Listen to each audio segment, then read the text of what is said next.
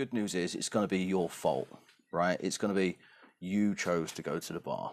You chose to fall in love with a girl. You chose to go and live in Pattaya. You chose to just not stick to your plan. What is up, guys? This is Brett here from brettdev.com. If you're new here on this channel, I talk about how you can work online, how you can move to Thailand, all of that good stuff. If you're new here, make sure you hit the subscribe button. If you are interested in working online, then make sure you check out the link in the top of this video, because that's going to be really super helpful for you. So to get to it, today in this video, I want to talk about temptations in Thailand. Okay, so maybe you watch this channel, maybe you are interested in becoming a digital nomad. You've decided that Thailand is the place for you. That's where you're going to go and do it. Lots of people do that. And by far, I believe it is probably the best place in the world to do that. But that's not going to be the topic of conversation in this video. I'm going to save that for another video. In this video, I want to talk about kind of some of the things I've seen over the years with certain people and try and help you avoid some mistakes, okay? Because it seems like a great idea. It is a great idea, but it can all go wrong. I can't remember the expression, but it's the road to such and such is paved with good intentions or something like that. But yeah, Thailand has lots and lots of temptations. And if you're coming here not as a retiree, as a younger person, and you're looking to become a digital nomad, you want to, go to co-working spaces and things like that, you've got to be really, really careful. Okay, now there's so many different things. I sat down with the laptop to try and brainstorm what I was going to talk about in this video, and there's so many things I could talk about. So what I'm probably going to do is call this video part 1, and as I think of more things, make another video called part 2 and part 3 and whatever. But I've written down probably the top 5 things that could go wrong for you if you come to Thailand, the top 5 temptations, and I'm going to go through them. All right, so starting off with the extreme obvious, the bar scene. All right, so this is by far the biggest dream killer in the country, right, if you want to call it that. If you've been to Thailand before, you'll know. If you haven't been to Thailand before, then you'll know pretty quickly as soon as you get here. Thailand has a huge, nightlife, bar scene, alcohol, party culture. All right, and unless you're rich before you already come here, indulging in that when you get here on a regular basis is gonna make you poor pretty quick.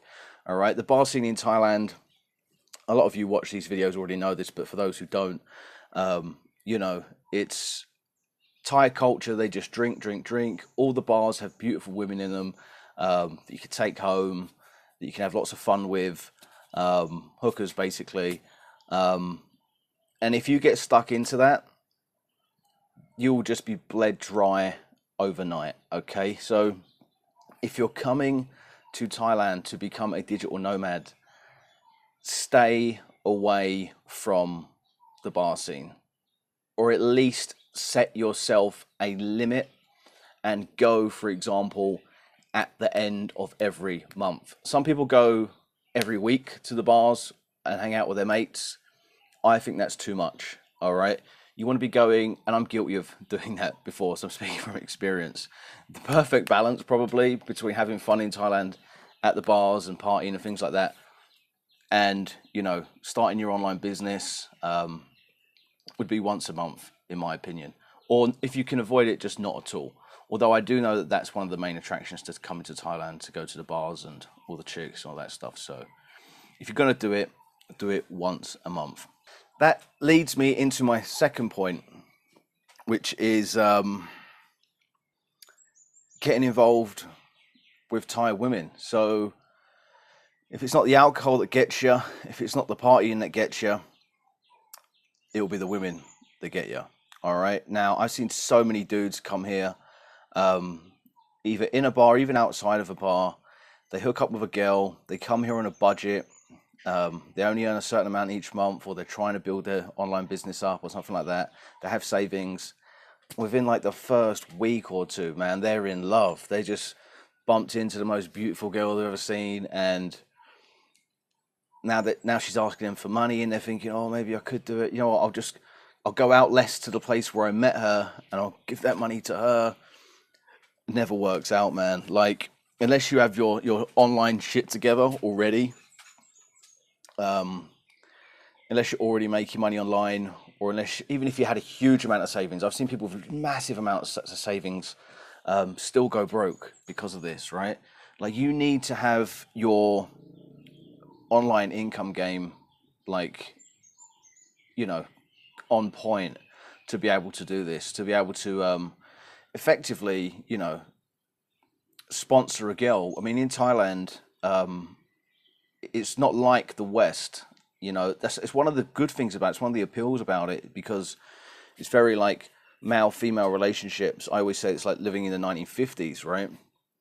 But women expect men to take care of them. You know, especially if you meet a girl in a bar, she would obviously want money from you. But even if you don't meet a girl in a bar, lots of Thai women would expect you to take care of them. Not all, but lots of them will. And if you fall in love with a girl and you don't have your shit together and you don't have like enough money coming in, there's nothing wrong with it. But if you don't have your shit together, you know, that temptation is just gonna fuck your shit up. You just, you know, yeah, not good.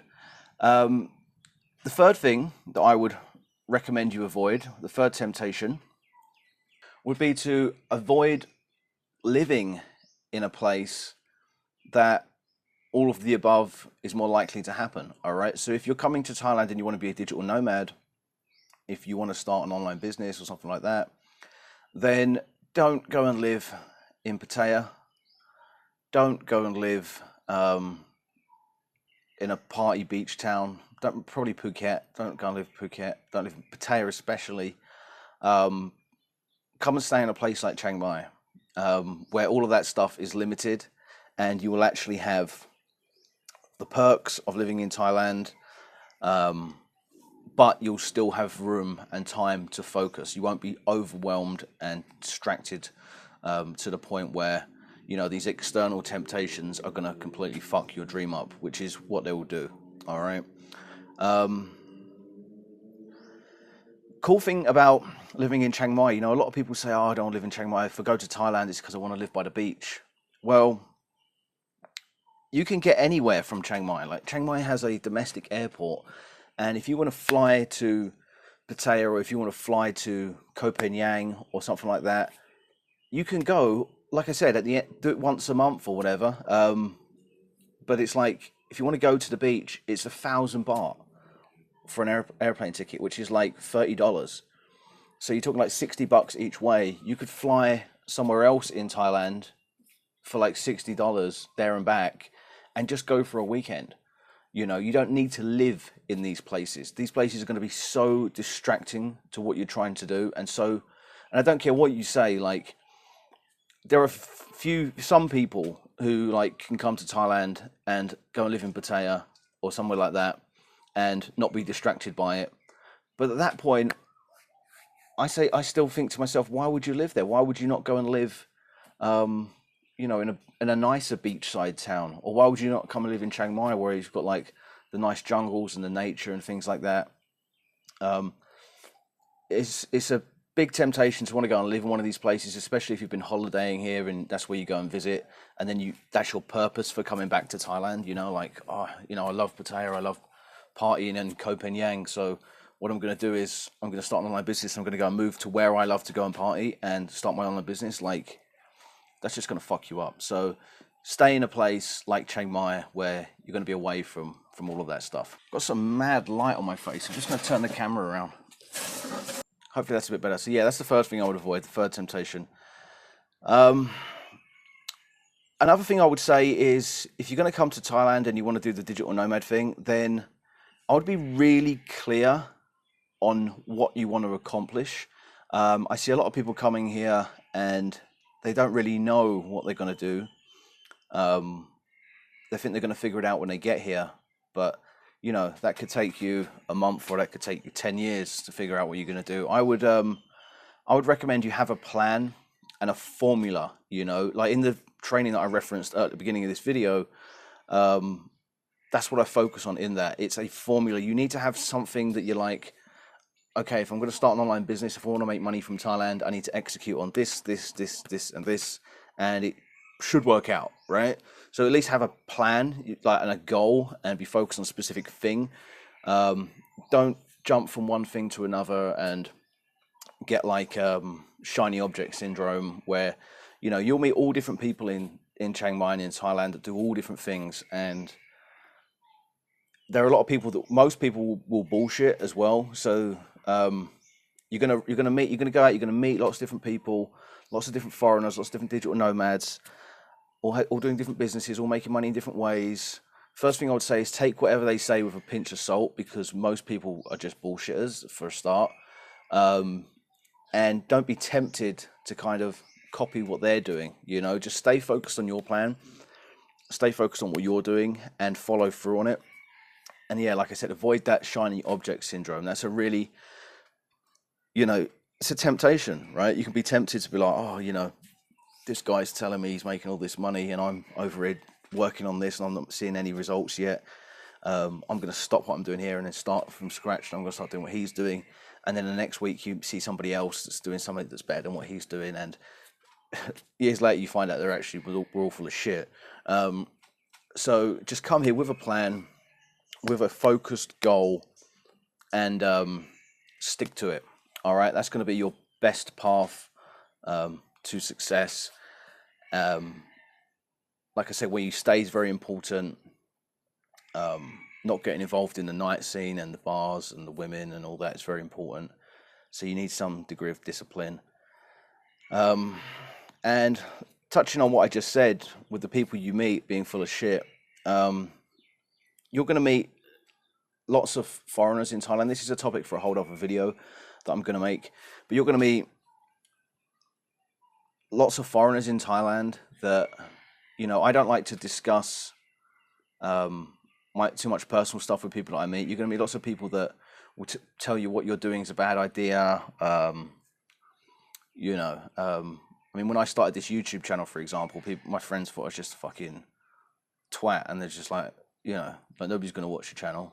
So, like, don't listen to other people, and things like that, because a lot of times they won't have an understanding of what you're doing anyway, and they always think that what they're doing is better than what you're doing, even though they're lying about what they're doing. So yeah, yeah, just be clear on what you're accomplishing, and don't get distracted by, it's not just Thai girls that will distract you. It's like other foreigners that are around you and all that.